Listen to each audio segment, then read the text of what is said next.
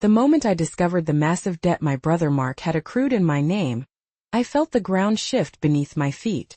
For years I had been the family's free accountant, quietly managing their finances while my brother enjoyed a lavish lifestyle. My parents, Ruth and Tom, always praised Mark, the golden child, while dismissing my contributions. They couldn't see the countless hours I spent balancing the books, making sure bills were paid, and keeping the family afloat. I was the one who sacrificed my own plans to help them, but all I got in return was a pat on the back, and a reminder of how lucky I was to have a brother like Mark. Yet this time I couldn't ignore the violation of trust. I had always been the one to clean up his messes, but this was different. This was a betrayal that cut deeper than any snide remark or dismissal ever could. As I prepared for my parents' anniversary dinner, I knew I needed to confront Mark before the upcoming scheme they had planned to bail him out. I could hear the conversations in my head, the excuses, the blame they would place on me if I didn't step up. Time was running out, and the longer I waited, the more chaos would ensue. I had to make a decision. Continue being the family's doormat or stand up for myself. The anxiety churned in my stomach as I thought about the upcoming dinner. Would they even listen? Would they care? I had lost so much, and now I was faced with the prospect of losing my own peace of mind. That evening the atmosphere was thick with tension. My parents were excited to celebrate, but I could feel the weight of the secret I held. I had discovered the truth about Mark's financial mess, and I knew I had to act. I couldn't let them use me as a scapegoat any longer. The stakes were high, and I was prepared to fight back for my own future. Mark had always been the favorite, the one whose mistakes were brushed aside while I was left to pick up the pieces. I could still recall the countless times I had sacrificed my own plans to help him, all the while feeling like a ghost in my own family. Whenever he got into trouble, be it financial, personal, or otherwise, my parents would turn to me expecting me to fix it. I was the reliable one, the responsible one, the one who made sure the bills were paid and the household ran smoothly. Meanwhile, Mark lived extravagantly, seemingly without a care in the world. He was the golden child, always showered with praise and affection, while I was simply the one who was good with numbers. The hidden costs of this family dynamic began to add up in ways I hadn't fully realized until now. I had lost not just my savings, money I had worked hard to earn, but I had also lost precious time and opportunities. I had dreams of my own, plans that I had shelved because of my loyalty to my family. Every time they needed help I was there, but every time I needed support I was alone. I had built a life around their needs, thinking it was my duty to help them, but in reality, I was just enabling Mark's reckless behavior. I remember the time Mark had racked up thousands in credit card debt, and when my parents insisted I help him pay it off. "You're the responsible one, Sarah. You can figure it out," they told me. So I did. I took my savings and paid off his debt, hoping that it would teach him a lesson. But instead, he just saw it as a free pass to continue his lavish lifestyle. I didn't realize then that I was being set up to fail. The underlying rule was clear: Mark took and I gave. While he lived like a king, I was barely scraping by, always waiting for the next crisis to unravel. As I prepared for my parents' anniversary dinner, the anxiety in my stomach intensified. They were planning to discuss Mark's financial troubles that evening, completely unaware of the storm that was brewing. I felt the pressure building, knowing that if I didn't confront Mark now, I would be swept up in their plans to bail him out again. The dinner was supposed to be a celebration, but I could feel the tension radiating from the dining room. My parents were excited, oblivious to what was really happening behind the scenes. They were busy preparing their speeches about how proud they were of Mark, how he had so much potential, and how he just needed a little help to get back on his feet. I knew better, though. This was the same cycle repeating itself. They couldn't see that they were enabling him, and I couldn't bear to be a part of it any longer. I took a deep breath, trying to calm my racing heart. I had decided that this time would be different. I couldn't let them dismiss my concerns or manipulate me into playing the role of the family fixer once again. As the evening wore on, I kept reminding myself that I had the power to change the narrative. I had lost so much already, and I wasn't willing to sacrifice my own peace of mind any longer. I glanced at the clock, knowing that the moment of confrontation was near. It was now or never. I couldn't help but think about all the times I had put my own feelings aside for the sake of family harmony. I had always been the one to compromise, to make the sacrifices, But it was time for that to change. I had to stand up for myself, not just for my sake but for the sake of breaking the cycle. As I set the table, I felt a sense of determination wash over me. I could hear laughter coming from the living room, where Mark was regaling my parents with tales of his latest escapades. I knew that if I didn't act soon, I would be swept away by their delusion. I had to confront him to make it clear that I wouldn't be a part of his schemes any longer. The stakes were high, and I was ready to fight for my own future. As I sifted through some old documents, I stumbled upon a letter from the bank detailing the fraudulent accounts opened in my name. My heart raced as I read the amount. Over $50,000 in debt. I could hardly breathe. It felt like the walls were closing in on me. For years I had trusted my family, and now I was facing the ugly truth. Mark had not only let me down, but he had also betrayed me in the most significant way possible. I felt sick to my stomach. How could he do this to me? I had always been there for him, always cleaning up his messes, and this was how he repaid me? I overheard Mark laughing with our parents in the living room, plotting how to use my trust to bail himself out. They didn't care about the damage he was causing. They only saw me as a tool for his benefit. I could hear my mother's voice, sweet and earnest, saying things like, "Don't worry, Mark. Sarah will help you out. She always does." The realization hit me like a ton of bricks. They didn't love me. They only valued what I could provide. My heart sank as I stood there, frozen with disbelief. I had always been the one they relied on, the one who was responsible, but now I was nothing more than a victim of their manipulation.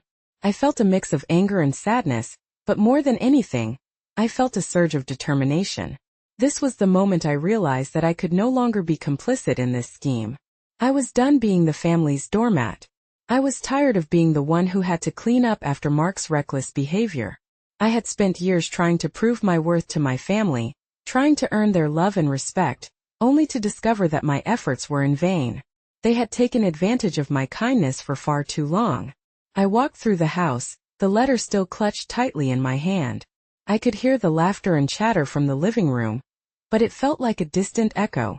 The weight of the revelation pressed heavily on my shoulders. I spent so much time trying to be the good daughter, the responsible sister, and all I got in return was betrayal.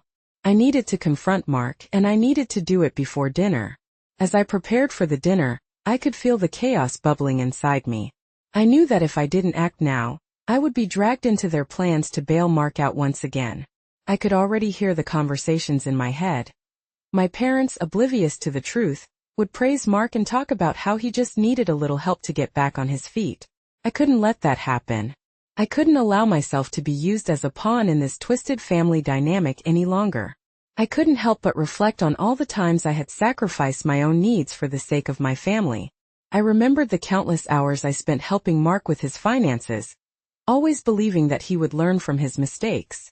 But instead he just kept making them and I kept bailing him out. It was a vicious cycle and I was done being a part of it. The anger inside me burned hotter as I thought about how they would react when I finally confronted Mark. Would they support him as they always had? Would they turn against me for speaking the truth? I didn't know, but I was prepared to find out. I was tired of being the one who always had to shoulder the burden of their mistakes. It was time for them to face the consequences of their actions. As I set the table for dinner, determination filled me. I could still hear Mark's laughter from the living room, and it made my blood boil. How could he act like everything was normal when I was standing on the brink of chaos? I had to confront him to make it clear that I wouldn't be a part of his schemes any longer. The stakes were high, and I was ready to fight for my own future. At the dinner table, I confronted Mark and my parents, stating, "I won't sign anything for you. I won't be your scapegoat anymore." The words hung in the air like a challenge, and I could feel the tension shift in the room. My heart raced, but I stood my ground. I had spent too many years accommodating their demands, bending over backward to keep the peace, and I was done. I needed them to understand the gravity of the situation, and I needed to be firm. I took a deep breath and continued. "This isn't just about money. This is about trust and respect. You've exploited my willingness to help for far too long." I watched as their expressions shifted, confusion and disbelief flashing across their faces. My parents had always seen me as the reliable one, the responsible daughter who would always fix things. But I wasn't going to be that person anymore. I laid out the consequences clearly, outlining what would happen if they continued down this path. If you keep trying to drag me into Mark's mess, I will report the fraud. I won't be a part of this any longer. I could see the anger brewing in Mark's eyes as he processed my words, and I was prepared for the backlash. I knew that their typical response would be to dismiss my concerns, to belittle me for wanting to stand up for myself. But I was unwavering. Mark's face twisted with fury and he shot back. You won't abandon us. You're the only one who can help me. His voice dripped with desperation, but I could hear the underlying threat in his tone. It was the same manipulation I had experienced countless times before, and this time I wouldn't fall for it. I was determined to break free from this toxic cycle. My parents exchanged worried glances, their eyes darting between Mark and me. They were clearly concerned about losing their financial safety net. Sarah, you're being unreasonable, my mother chimed in, her voice shaky. Mark just needs a little help to get back on his feet. Can't you see that? Her words were laced with desperation, and I felt a mix of anger and sadness at their inability to see the truth. No, Mom.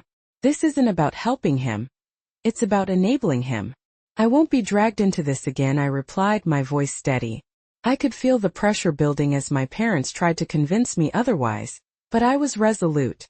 I was done being their fixer, done being the one they relied on to clean up their messes. I had sacrificed too much already, and it was time for me to prioritize my own needs. I could see the anger rising in Mark, and I braced myself for his reaction. He was used to getting his way, and my refusal to play along was a direct threat to his plans. You're being selfish, he yelled, his voice filled with rage. You think you can just walk away from family? You have a duty to help us. As he shouted, I felt a rush of empowerment. This was a turning point for me. I had spent years feeling like I had to accommodate their demands, but I was finally standing up for myself. I would no longer be the scapegoat, the one who cleaned up after him. I could feel the tension in the air, and it fueled my resolve. I wouldn't back down no matter how angry they got. Selfish? No, I'm finally being selfless for myself. I'm tired of sacrificing my happiness for the sake of your chaos. I shot back, feeling the adrenaline pulse through me. I had expected anger, but I was also surprised by how liberating it felt to finally speak my truth. Mark's face twisted with resentment, and I could see my parents struggling to maintain their composure.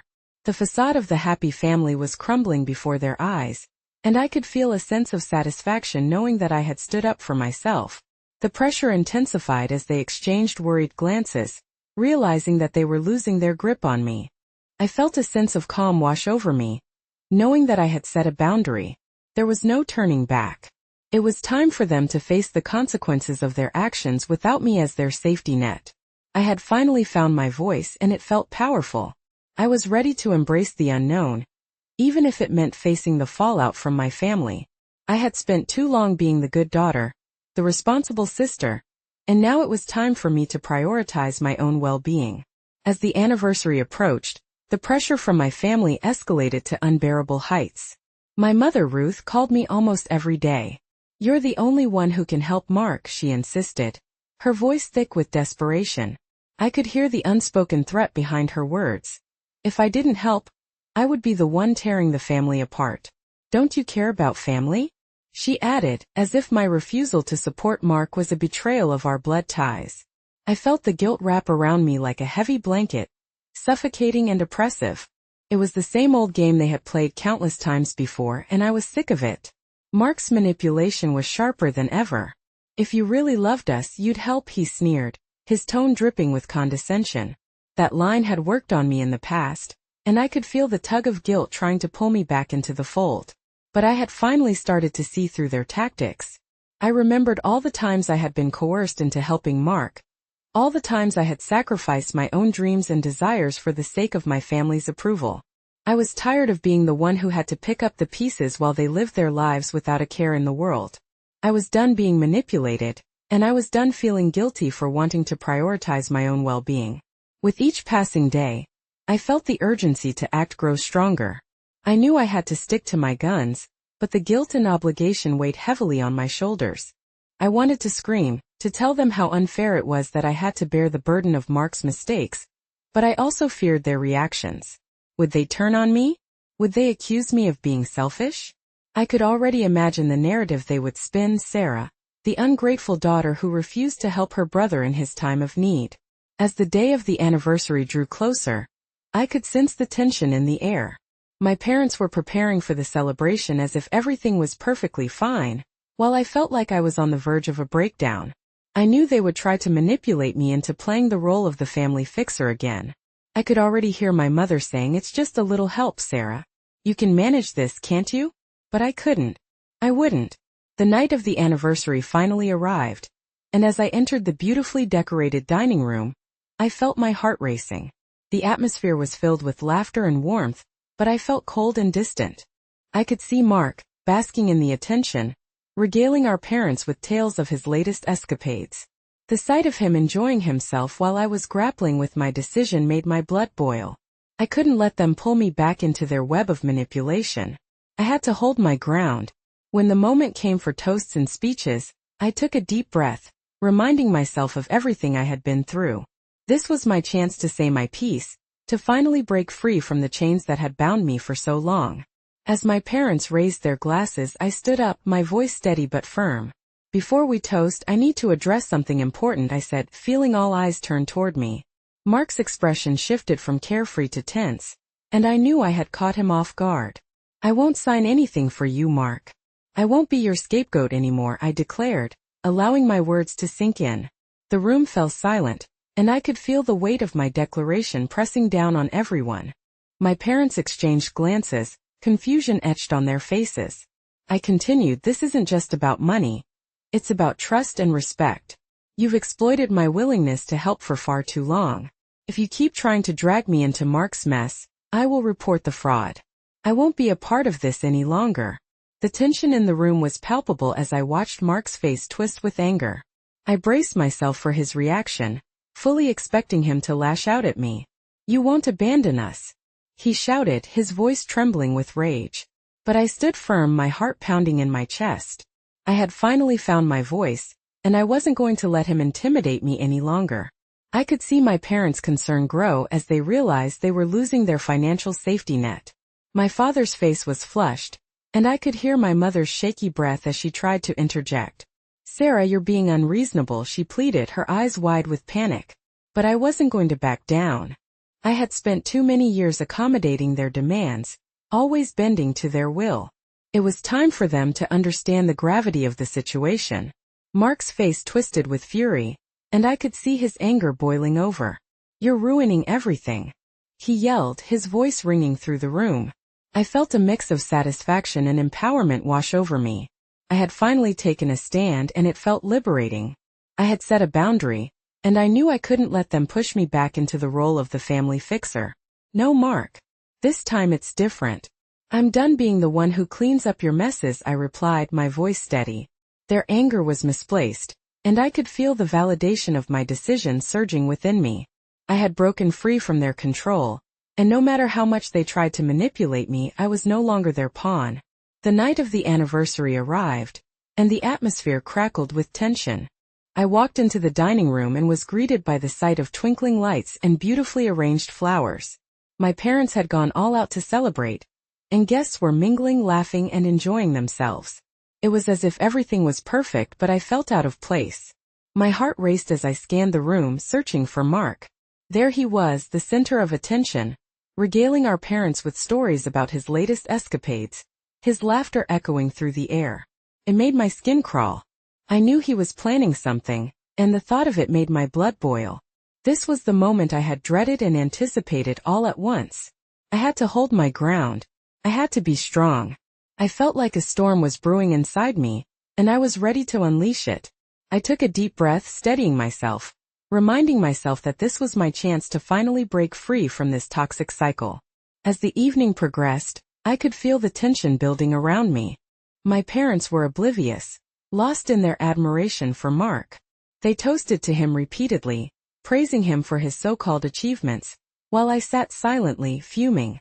I could feel the weight of their expectations pressing down on me, as if they were silently urging me to join in the praise, to play the role of the supportive sister once again. But I couldn't. When the moment came for speeches and toasts, I felt a surge of adrenaline. This was it. I stood up, my heart racing, and cleared my throat, feeling the eyes of the room on me. Before we toast, I need to address something important, I said, my voice steady but unwavering. Mark's expression shifted from carefree to tense, and I could see the panic flicker in his eyes. I knew I had caught him off guard. I took a deep breath and continued, I won't sign anything for you, Mark. I won't be your scapegoat anymore. The words hung in the air like a challenge, and I could feel the tension shift in the room. I was ready for the backlash, prepared for the storm that was about to erupt. The silence that followed was deafening. I could hear my parents' breaths quicken, their expressions shifting from confusion to disbelief. Mark's face twisted with anger, and I could see the fury bubbling beneath the surface. I continued, this isn't just about money. It's about trust and respect. You've exploited my willingness to help for far too long. If you keep trying to drag me into Mark's mess, I will report the fraud. I won't be a part of this any longer. The words came rushing out of me, fueled by years of frustration and resentment. I watched as Mark's face contorted with rage. You won't abandon us, he shouted, his voice a mix of anger and desperation. I felt a surge of empowerment wash over me. I was finally standing up for myself, and it felt liberating. I could see my parents exchanging worried glances, their concern growing as they realized they were losing their financial safety net. My mother's face was pale, and her voice trembled as she tried to interject, Sarah, you're being unreasonable. Mark just needs a little help to get back on his feet. Can't you see that? I could hear the panic in her voice, but I was resolute. No, Mom. This isn't about helping him. It's about enabling him. I won't be dragged into this again, I replied, my voice steady. I felt the pressure building as my parents tried to convince me otherwise, but I was unwavering. I was done being their fixer, done being the one they relied on to clean up their messes. Mark's face twisted with fury, and I braced myself for his reaction. He was used to getting his way, and my refusal to play along was a direct threat to his plans. You're being selfish, he yelled, his voice filled with rage. You think you can just walk away from family? You have a duty to help us. I stood my ground, feeling a mix of satisfaction and empowerment. This was a turning point for me. I had spent years feeling like I had to accommodate their demands, but I was finally taking a stand. I wouldn't back down no matter how angry they got. Selfish? No, I'm finally being selfless for myself. I'm tired of sacrificing my happiness for the sake of your chaos. I shot back, feeling the adrenaline pulse through me. The tension in the room was palpable, and I could feel the validation of my decision surging within me. As the evening continued, I watched as my family struggled to regain control of the situation. Their anger was misplaced, directed at me instead of at Mark for dragging us all into this mess. I felt a strange sense of satisfaction knowing that their facade was crumbling in front of the guests. I had finally found my voice, and it felt powerful. I was ready to embrace the unknown, even if it meant facing the fallout from my family. I had spent too long being the good daughter, the responsible sister, and now it was time for me to prioritize my own well-being. With a cold resolve, I refused to intervene in the crisis Mark had created. The guests were milling about, and I could hear the clinking of glasses and the soft hum of conversation all around me. It was as if life continued while I stood there, a spectator to my own family's chaos. I didn't shout or plead. I simply walked away from the table, feeling every eye on me as I did. I would no longer be the one to save them. I had spent years playing the role of the family fixer, always swooping in to rescue them from the messes they created. But not this time. This time I felt a weight lift off my shoulders as I recognized the power of my choice. I was no longer responsible for their failures. I stepped away from the dining room, my heart racing but my mind clear. Mark was floundering, and I could hear his voice rising in panic as he realized I wasn't going to come to his aid. Sarah, he shouted, his tone a mix of anger and desperation. Get back here. You can't just walk away. His voice echoed against the walls, and I could feel the tension in the air shift. The guests looked on, bewildered as Mark panicked without me to bail him out. I could see their faces, a mix of confusion and concern. They were witnessing a family unraveling, the facade of our happy gatherings cracking under the weight of reality. I stood outside the dining room, leaning against the cool wall, taking a moment for myself. Inside, chaos erupted. I could hear my mother's voice rising above the clamor. "Mark, calm down," she pleaded, but her words fell on deaf ears. Mark was in full meltdown mode, and I felt a sense of calm wash over me. I had finally taken control of my life, and the chaos was no longer mine to bear. I listened as Mark's anger turned into blame. "This is all Sarah's fault," he yelled, his voice dripping with venom. "She won't help me. She's the one ruining everything." I could picture the scene vividly, the guests shifting uncomfortably in their seats, glancing at one another, unsure of how to react. I didn't care. I wouldn't let their drama pull me back in. The guilt that had once wrapped around me like a noose was loosening, and I felt lighter with each passing moment. I could see them for what they truly were. A family that had relied on my support, my kindness, and my willingness to clean up their messes. And now that I was no longer playing that role, they were left to face the consequences of their actions. I turned away from the noise, focusing on my breath. I needed to ground myself, to remind myself that this was my moment of liberation. I walked to a quiet corner of the house, away from the chaos, and closed my eyes for a moment. I remembered all the times I had put my life on hold for them, all the sacrifices I had made to keep the peace. The countless nights spent worrying about Mark's financial troubles, the endless calls from my mother when they needed help. I had been their safety net, their go-to solution for every problem, and it was exhausting. But not anymore. I had made my choice and I was standing by it. I pictured my life ahead, free from their demands, filled with opportunities to create my own future. I was ready to embrace it, no matter how uncomfortable it felt right now. As I stood there, I could hear my mother's voice rising again, filled with panic. "Mark, please. You need to calm down." But I knew it was too late for that. The cracks in their perfect family portrait were showing, and I wasn't going to step in to smooth things over. I would allow them to deal with the fallout of their choices, just as I had dealt with mine. The guests would remember this night, and so would my family. They were witnessing the unraveling of the narrative they had spun for so long, and I felt a sense of satisfaction knowing that I had stood my ground. They had taken me for granted for years, and now the truth was out in the open. When I heard footsteps approaching, I opened my eyes and turned to face the door. It was my father, looking frantic, his face flushed with anger and confusion. "Sarah, what are you doing? You need to come back inside," he demanded, his voice harsh. I shook my head, standing firm in my decision. "No, Dad. I'm done playing the role you all expect of me. I won't be a part of this chaos anymore, and I won't let you drag me back in. It's time for you to face the truth without me as your safety net." His expression shifted from anger to disbelief, and for a moment, I saw a flicker of realization in his eyes. But instead of remorse, he lashed out, unable to face the reality of the situation. "You're ruining this family," he shouted, his voice echoing in the hallway. I felt a strange satisfaction knowing that their facade was crumbling in front of the guests. They were exposed, and instead of remorse they retaliated, revealing their true colors. I remained silent, steady in my resolve, bolstered by the validation of those witnessing their breakdown. In that moment I realized that I had gained freedom. Their failure was not my burden to carry. I had finally stepped out of the shadows of their chaos, and I was ready to embrace the light of my own life. I took one last look at the dining room, at the family I had known for so long, and I turned my back on it all. As I walked away I felt lighter, freer than I had felt in years. I was no longer a part of their toxic cycle, and I was ready to create a new path for myself. The chaos erupted behind me, but I was no longer a part of it. The dinner took a sharp turn as my parents, clearly overwhelmed by the chaos Mark had instigated, lashed out at me. "You ruined everything," Ruth screamed, her face contorted with rage and disbelief.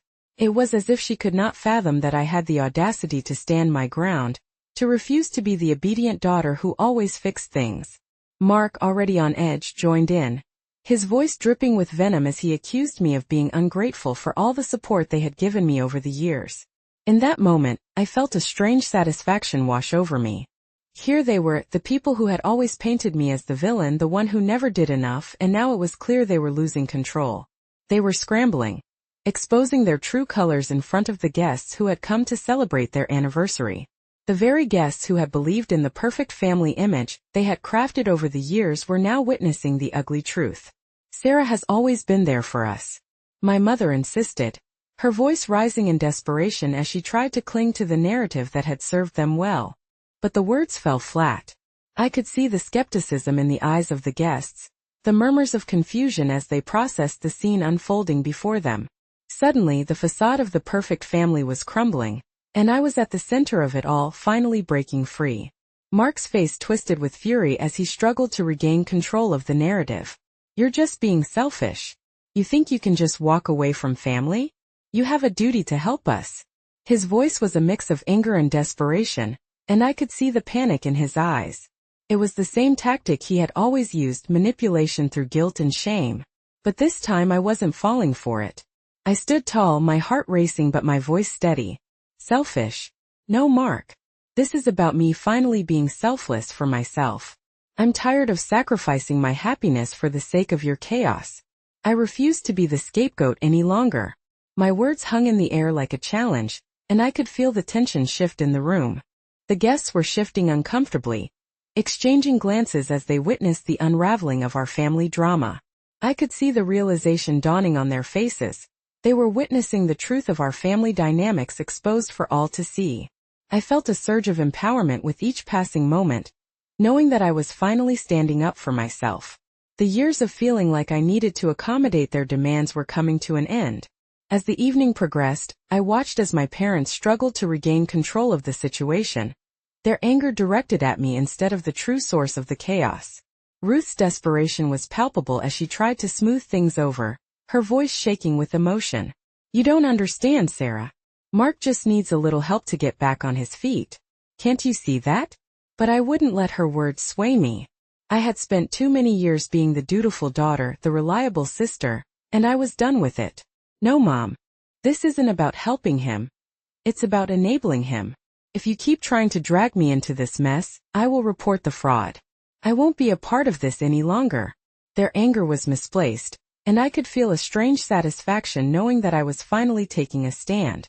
I had spent too long accommodating their demands, bending to their will, and it was time for them to face the consequences of their actions without me stepping in to save them.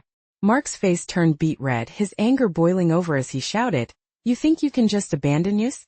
You're ruining everything we've built. His voice was filled with rage, and I felt a mix of empowerment and freedom wash over me. I was finally breaking free from the chains that had bound me for so long.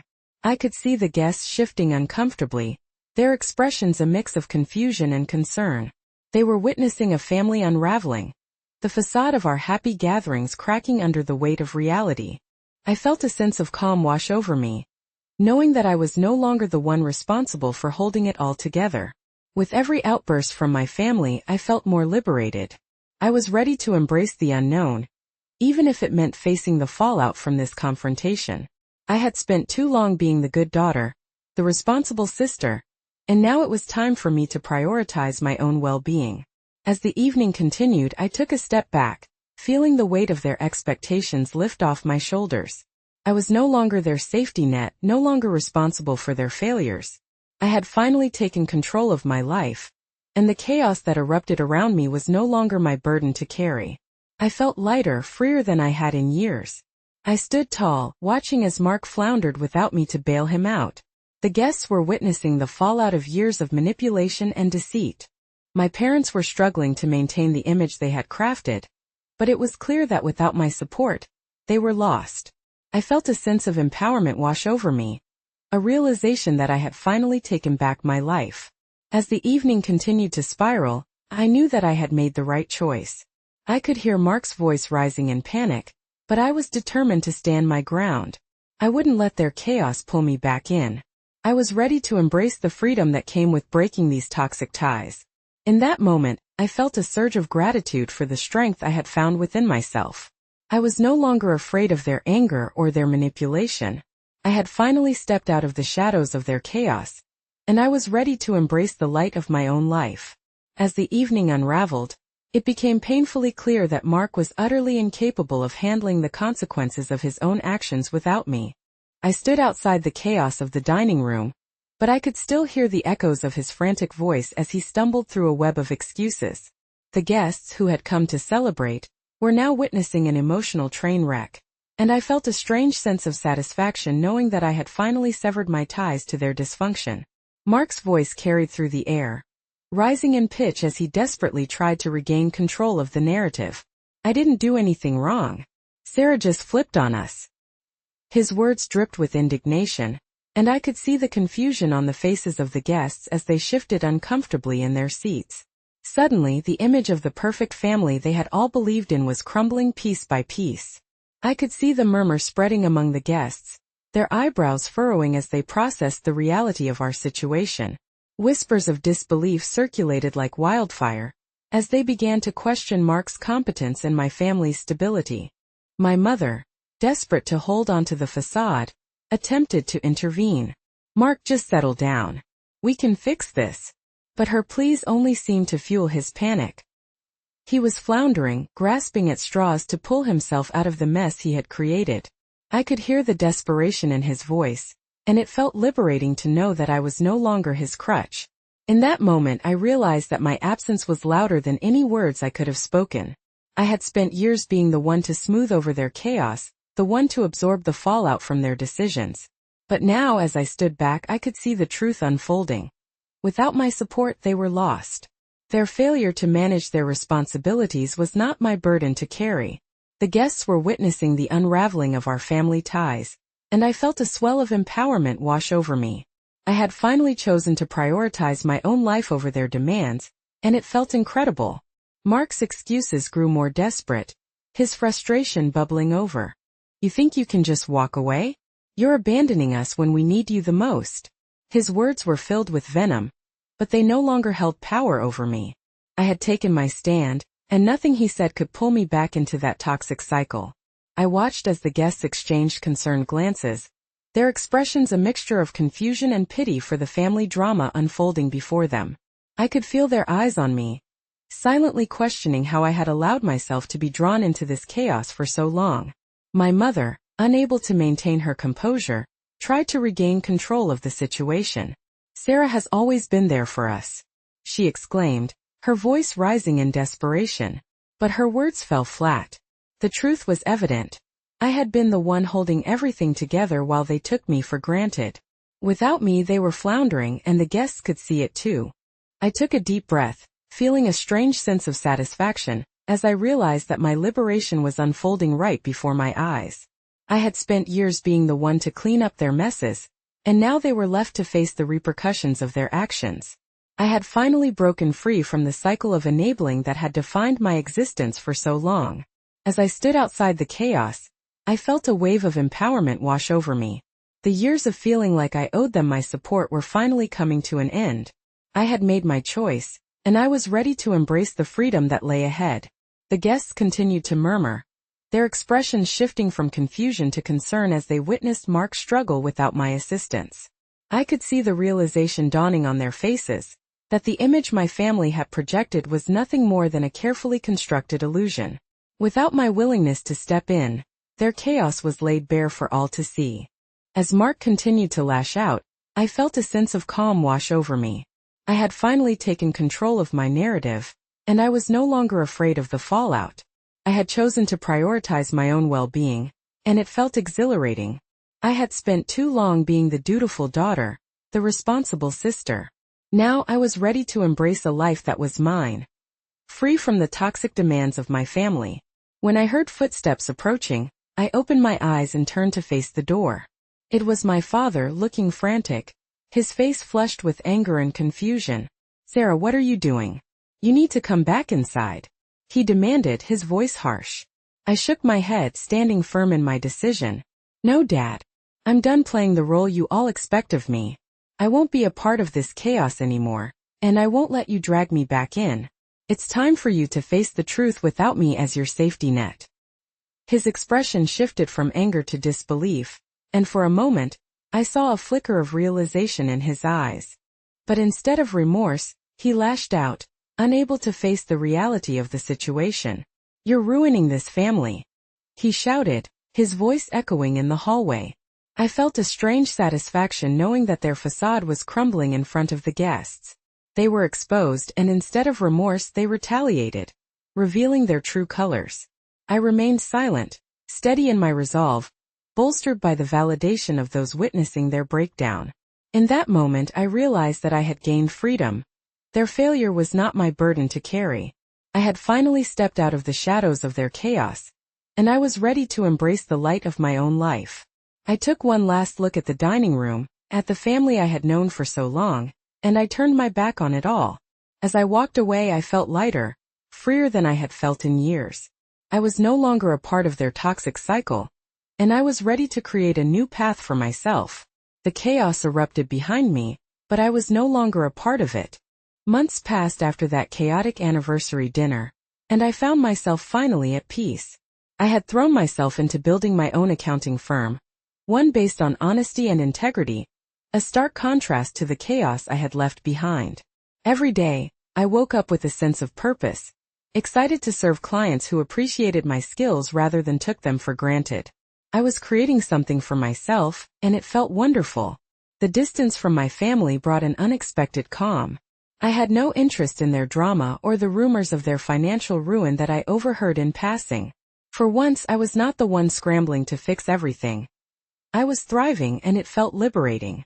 I had finally severed the toxic ties that had held me back for so long. When they tried to reach out, I simply declined their calls with no guilt. I had spent years being the reliable one, the one who always picked up the pieces, but now I relished the silence. My life was no longer about their needs. It was about building my own future, one where I was the priority. I invested in myself, took courses to enhance my skills, traveled on my own, and even treated myself to a new apartment that reflected who I was, free from their expectations. I didn't need them to define my worth anymore. The freedom I had fought for was mine to enjoy. I had learned that my happiness didn't rely on their approval. As I closed the door on that chapter of my life, I felt a sense of empowerment. I was no longer their scapegoat, but a woman who had reclaimed her voice. I was ready to embrace whatever lay ahead, knowing that I had finally